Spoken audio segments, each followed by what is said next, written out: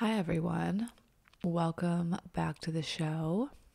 This is Morgan May. I am Morgan May, and today we're talking about moms and Mom's Day, particularly difficult moms or toxic moms or moms we have strained relationships with or we've had to go no contact with. I don't have a script. I also haven't made an episode in like months, but I felt really called to make this episode, even though it's totally not perfect. I'm not even putting my video on because just for your sake, really, more than mine. And yeah, it probably should have gone out a week ago for good marketing practice, and I'm just gonna do it and take imperfect action and speak what's on my heart and what I think that women could benefit from. It's a really alienating feeling having a mom who's alive but that you don't have a relationship with. Like, it's not as common, not as like talked about openly, maybe. It's really, and not that this is good by any means, but if you have a mom who is passed, it's easier. It's like, oh yeah, that's why you don't talk to her. But if you don't, if she's still alive, it's just like people don't get it. It seems like you're not doing something right because it's your mom and it's family, but that usually just comes from people who just have no context for what it is. Which, I mean, thankfully they don't, right? It's not like I would wish this like wound on anyone. So it's like alienating from the culture, and then a little like conflicted within yourself, right? Because I mean, it's your mother, and like your inner child still wants a mom. I'm a little emotional right now. Also, a good reason why this is not being videotaped, because my crying face is like very just like it gets. Here, I have my photo booth on. I'll just describe it to you. It's really like shiny right now and like red and just a lot. But we're here, and honestly, this is the first Mother's Day in, I think it's been 20. I stopped talking to my mom in 2015. I went no contact. 7 years. It's been 7 years since I've spoken to my mom. So, and in those 7 years, like, Mother's Day is weird for me. It's been weird, but it's kind of this like quietness, where, and like numbness almost. Like, I acknowledge that it like sucked a little bit, but that's where it ended. And it was just this like quietness, almost like a calm, but there's like something under the surface that I wouldn't even acknowledge. But this year is different, and I think it's different because I've really, like 3 months ago, in an ayahuasca journey, frankly, had like just a huge breakthrough with that relationship and that wound, several actually. And not to say that's the first time I was working on this area of my life. I've been working on this area of my life since I went no contact with her, since I realized really who she was and how deep her personality disorder ran and how kind of sick her mind was. I've been working to kind of like undo the impact that had on me and my development and how I interact with the world. But like this stuff is just so deep. Like, it's like the core wound. It's like you literally came out of your mother, and it's like the start of it, the inception of it all. I have been working for like years. Up until recently, like I don't think I really like emotionally processed all of it. And we'll get into that, but I'll just say here and now, like for anyone who is, going through today and you kind of feel like that, like it sucks, but it's this like quietness, almost calmness, and maybe you've cried a little bit, but it's easier to detach or easier to eat or easier to, scroll on social media for hours or tune out watching TV. Like all of that is fine, like I've done all of that. And continue still today do all of it, but you could also see today as kind of an invitation to go deeper within yourself and to acknowledge what is under the surface that wants to be heard and felt, which isn't easy. It's like just terribly painful, it is, and it's never not going to be painful. Like it's just always gonna suck. That was like my takeaway from my ayahuasca experience, was that like it's just never not gonna suck, it's just always gonna be there. But I think it's better for us to experience that pain instead of trying to like numb it out with various coping skills, drinking, spending money, this distraction. Again, I've used all of it because it just brings it to the surface and casts it to the light. So I would just offer that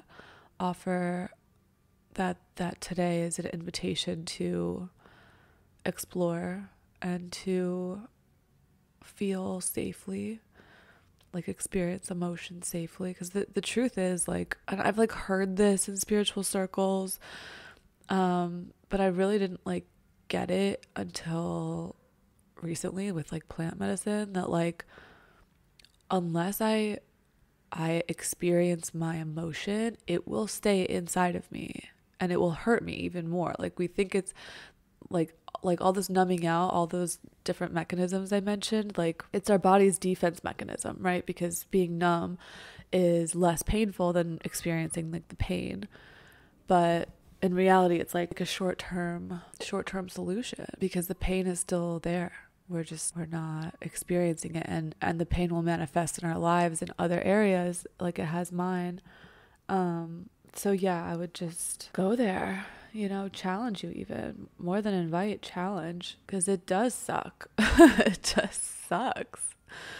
So I'll talk a little bit about my journey and how like me going there, quote unquote, now is looking a little bit different, and hopefully like it's looking different this year versus like other years or other times I've tried to like invoke forgiveness or try to heal this like hurt, like bitterness or hurt, or feeling slighted is like an understatement, but like feeling like I was set up for, like I was disadvantaged in some way because of my upbringing. So yeah, so my ayahuasca experience up until like doing ayahuasca, and by the way, I'm not like overtly recommending ayahuasca. If you are called to this modality, amazing, like answer that calling bravely, but if you're not, don't force yourself. I don't think it's for everyone necessarily. I've heard that like a lot of negative stories, more positive than negative, but like, I'm just not out here like saying to like mess with like really, really serious mind altering substances. But yeah, up until the point of doing ayahuasca, also to catch everyone up, I moved to Mexico, to like the Yucatan Peninsula area in Mexico, like by Cancun, like in Playa del Carmen and Tulum, like that area. During the pandemic, I was in New York City. It got too dark, frankly, and I moved. And so in Mexico, ayahuasca is, I think, probably more available than in the States. And up until the point, I've just been very adventurous in really trying to heal myself. Like when you're raised by a narcissistic mom and you're a woman, especially, I think it's hard for men too, totally not discounting that at all. But like my brother had a completely different experience than my sister and I did with her, like completely different experience. He was very much like the golden child angel, and we were just punished constantly, and she just hated us and our bodies and was very critical, and you know, it was just different. But yeah, up until this point, I've done talk therapy, CBT, you know, psychodynamic, CBD, like plant medicine, cannabis, mushrooms, like hypnotherapy, quantum reflex analysis. Like I've just tried a bunch of things. I'm very open-minded, and it's not that I'm not afraid of going there, because I'm not, but I just like feel like I owe it to myself to like feel the best I possibly can in this life, you know? And I don't want to, I think, yeah, that a whole other conversation is that like, you know, you could get too hung up on doing the work that you're not actually living or sitting in your pleasure, and I think that I've definitely fallen, not victim, but you know, I'm guilty of that. But just wanted to give some context, because I think this experience that I'm about to share is very much like a buildup of a bunch of different things and opening myself up on different levels.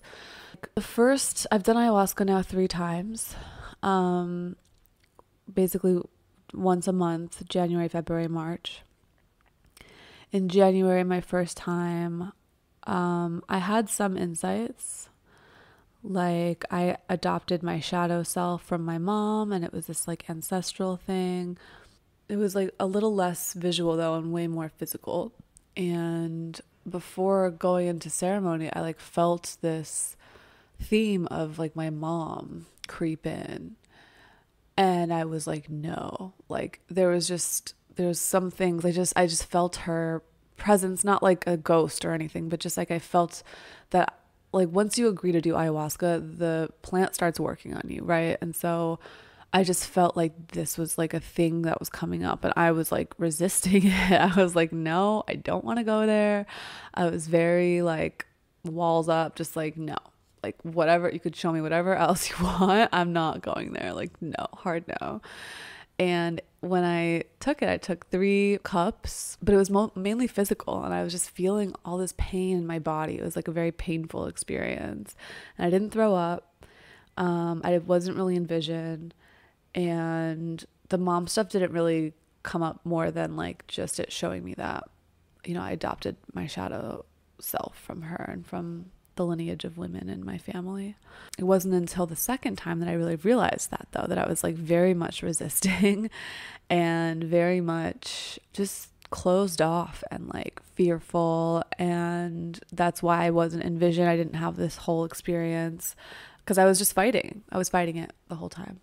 I was also uncomfortable, like it was a new setting. I'm a control freak. This is like a medicine that like you're very much not really in control. I didn't know the people, but anyways, the next month there was like a retreat that was being held. So it was like multiple days, and I signed up. And the first night, I think me like being in that setting for longer than like just going there, you know, right before the ceremony, I'd done a tobacco purge the night before. So it was like a 3-day ceremony, and the first day was a tobacco purge. And they say that ayahuasca is like the mother, mushrooms are los niños, so like the children, and tobacco is like the grandfather, and it can sometimes be more powerful than ayahuasca. But it's non-hallucinogenic, there's no DMT, it's just all physical. And basically you just have to drink like this big cup of tobacco leaf tea, which is so disgusting, but you have to drink it in like 10 minutes or less, because you have to chug a bunch of water after, and if you don't, you die. So, but I like purged like a motherfucker. I purged. It wasn't like for a long duration. It was like 3 big purges all in a row, like violent exorcism. It like came out of my nose, just like really aggressive purge. And I felt something like get unstuck unlodge, like dislodge from my heart, like my chest. And then I felt a little raw after that, like just a little bit more tender, a little bit more sensitive. I'm already pretty sensitive, so it was a little overwhelming. But the next night I did ayahuasca, and this was like my most powerful experience of the three, I think. So I go in to ceremony, and I mean, I had some visions at first, whatever, and then I go to get my second cup and literally saw the matrix disintegrate and all this crazy stuff happened that's not mom related. I like met the creator, like discovered who I really am, what this whole thing really is, hologram. Like it was trippy. But after that, and then after I actually purged, because I purged, I was like lying there and it just like hit me. It was like I just remembered how much I loved my mom. It was like I like had forgotten, you know, and like how much I loved her, which was wild. Like this woman really hated me and my sister. Like there was not love that I would say she felt for us. She made it very difficult growing up, not in an overt sense. It was all covert, which is even more of a mind fuck because everything looked perfect, but under the surface it was just so emotionally abusive and mentally abusive and just caused me a lot of trauma, like a lot of complex trauma that I've spent years like undoing. And I've harbored a lot of anger and resentment, and you know, when I looked on her back, you know, it was not really in a positive light at all. It was hard. It was this like heaviness. But I still found myself like just remembering how much I loved this woman. Like I loved her so much. And I was just weeping. Like it was like I had never cried like that. I was just like weeping. Like just again, and like just continually like weeping, just sitting in how much I love her and how much I missed her. Like I just like missed her. And it was really beautiful. Like I saw her, and beyond just like loving her, I was like feeling reverence for her and so much gratitude for her and for all of the gifts that she had given to me and passed down to me, like beauty and femininity and her writing ability, and you know, just this like she was cool, like an interesting and really powerful mind and powerful woman, like spiritually, you know. And I just found myself like sitting in that reverence and like honor for her, which all of this was like, if you had told me that I would have felt any of this, you know, a month prior, I would have like laughed and like rolled my eyes, like, you know, but here I was just like sitting in like just the utmost respect and gratitude for this woman who abused me my whole life, really.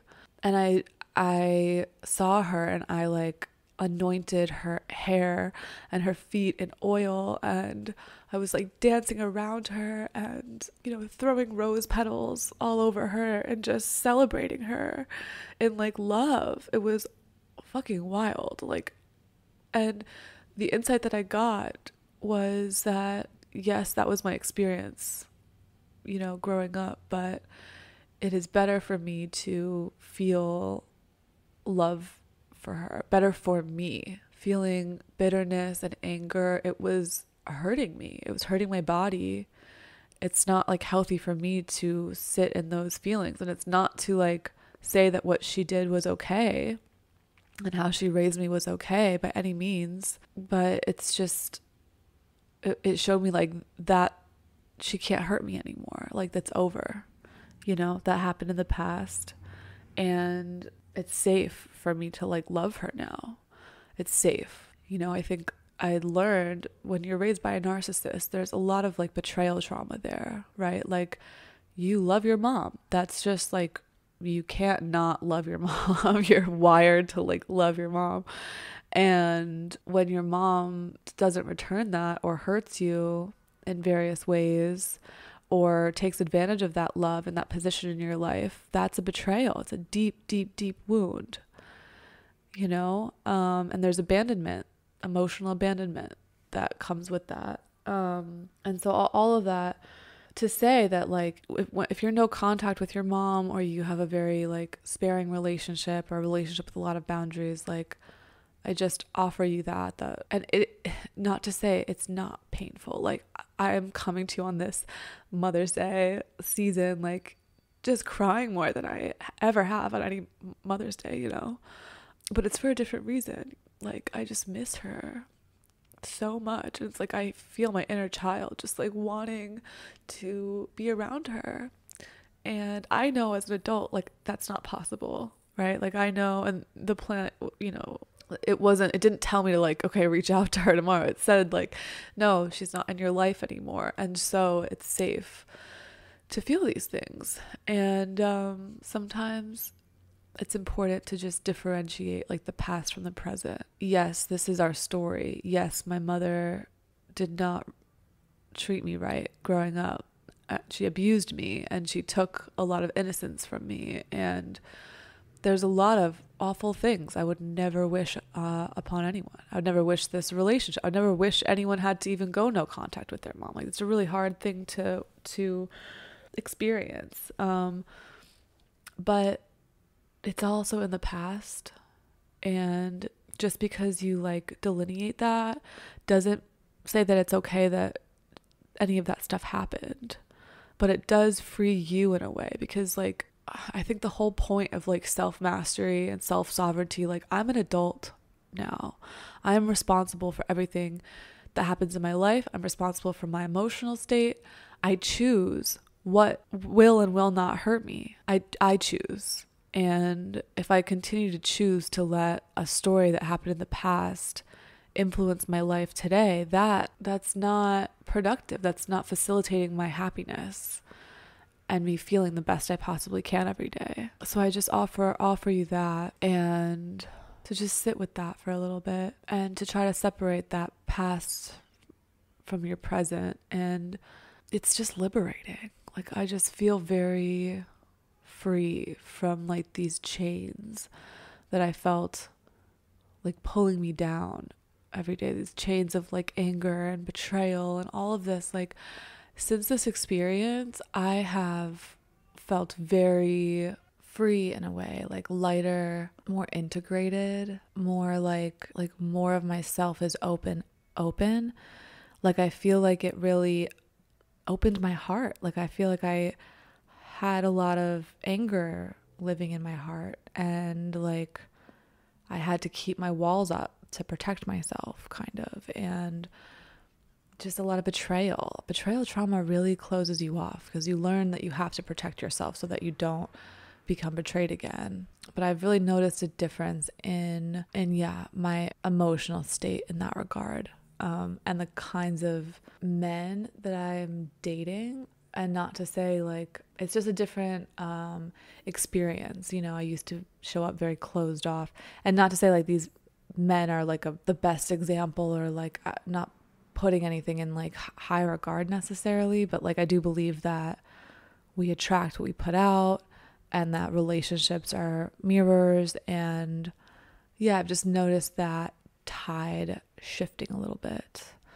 and just it's because I'm shifting. Like, I'm just showing up more open and authentic, and, like, integrated and less fearful. That fearful quality is really big, I think, with betrayal trauma and being raised by a narcissist. You kind of learn to operate in fear instead of love. The third time that I did ayahuasca, she came up again at the very end. I kind of, the plant showed me all of these ways that, like, all these things that I had developed from being raised by a narcissist, like perfectionism, believing I was inherently bad, you know, all of these beliefs and ways that I was treating myself.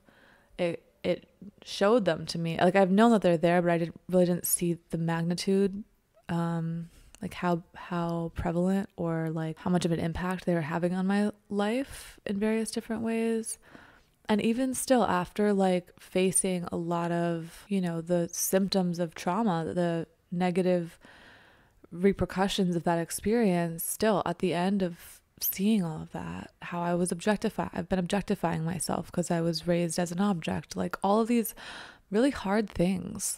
Still at the end of this whole experience, like looking at these things one by one, I was crying at the end again, like in mourning. Like I realized I had never like mourned that relationship. I just never mourned her. Like I just missed her so much. I missed her a little bit in the beginning, but it was more like love and reverence in the second ceremony. But this third ceremony, I realized I really never mourned that relationship. Like her and I were close at a certain period, like the last kind of stage before I moved out of the house, really, and she moved to India. Like while I was still in college, we would have these like girls' nights where we would put on like some stupid rom-com that we both like. It was just this like guilty pleasure, like junk food, and we would paint our nails and place orders. We like placed this order for like so many different nail polishes from Zoya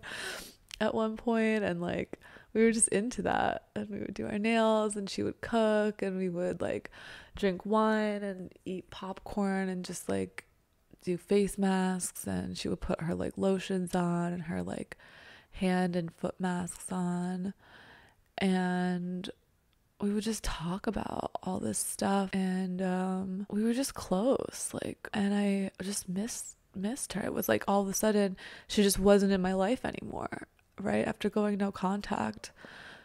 And granted, like for good reason, there was huge blow up fights and just a lot of abuse, reactional abuse. I would like the last thing that happened, like before I went no contact, I was just left catatonic in bed for like a week in like a really dark place. So, it's not like I had a choice, but I just didn't like mourn that relationship anyways. And so I spent that third ceremony really just mourning that loss of those good times, because they were good. And this is again isn't to say like, oh, you take the good or the bad with the good or the good with the bad, like nothing like that. It's not just because like we had fun together and and we're close, like doesn't negate the fact that like she will always try to hurt me, like, and now I see it. I just didn't see it back then, right?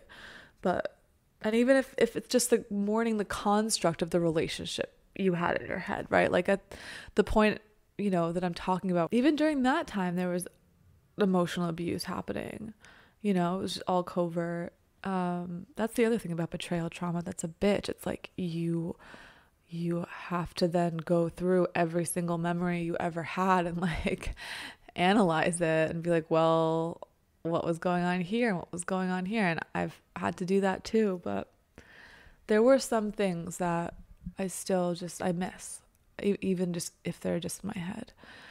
And so mourning that and not feeling like feeling safe in being able to mourn that. Like I can mourn and miss her and not be taken advantage of again, right? And not have that come back to bite me in the ass because she's not in my life anymore.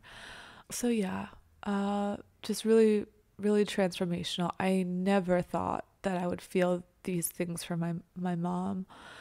It's really been a very hard thing in my life, and something that I've come to terms with it. I wasn't emotional about it. I just like closed the book and I was like, no, like, this just, I thought I was done, kind of like, okay, no relationship with her, like moving on with my life, like trying to undo all this negative patterning that I now have. But anyways, all of this also just to like be a testimony to like how deep this work can go, and not to say I'm done at all, totally not even close. But I didn't know that this like level of the game existed until I like experienced it, and it really just blew my mind. And I just feel better. Like it feels better to like miss her than it does to like not feel anything or feel anger or like slighted or victimized, you know, or any of that. It feels way better to like love her and miss her. And that is so crucial for healing and like letting go and just being free and living your life on your terms. And because the truth is, like, if you still let your abuser control how you're feeling, then they're still abusing you. They're still controlling you, you know? And it's just like, no, I don't want that. I'm ending that. I don't consent to anybody having control over me except for me. And I will do whatever I have to make sure that that happens, even if it's flying to Mexico and driving an hour into the middle of the jungle and drinking DMT juice with a bunch of strangers and purging in a bucket all night. I hope this story helped anyone, touch you guys, or like, I would really love to hear about your experiences. Please feel free to write me. It really, I think, helps me feel connected to other people when we have like shared experiences that are not common like this.